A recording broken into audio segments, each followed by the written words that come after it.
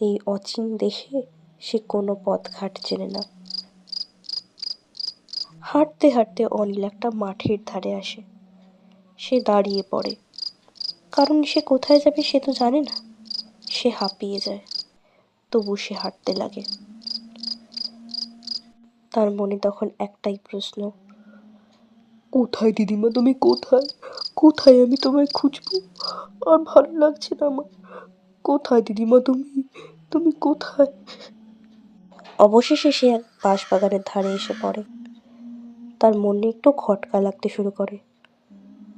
ঢুকবো তো কিছু দেখাই যাচ্ছে না, যাবোটা কোথায়? কিন্তু থেমে গেলেও তো হবে না, যেতে তো আমাকে হবেই। অনিল হঠাৎ শুনতে পায় কে যেন তার নাম ধরে ডাকছে। কে কে ডাকছো? কে? কোথায়? তোমাকে তো দেখতে পাচ্ছি না।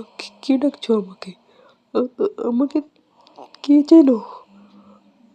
আমার কি কানটা বাজছে নাকি? কি সব উটকো পাটকে শুনছি? সব ওই দাদুর দোষ। ওই আমাকে ভয় দেখিয়েছে, না হলে তো আমি খুব সাহসী। আমি তো ভয় পাই না, দাদুটারই দোষ। সকালবেলা বেটাকেও দেখাবো। কিসের ভয়? হ্যাঁ, কিসের ভয়?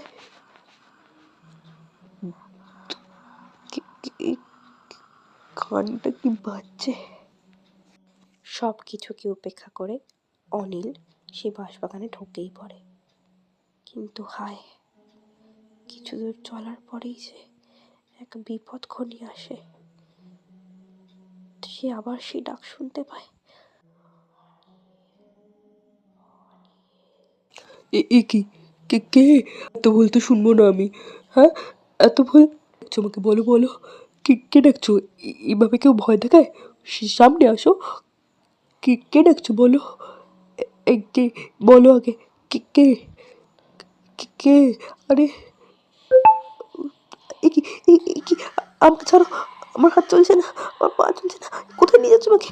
বাঁচাও, বাঁচাও, বাঁচাও, বাঁচাও, বাঁচাও, বাঁচাও, বাঁচাও, বাঁচাও।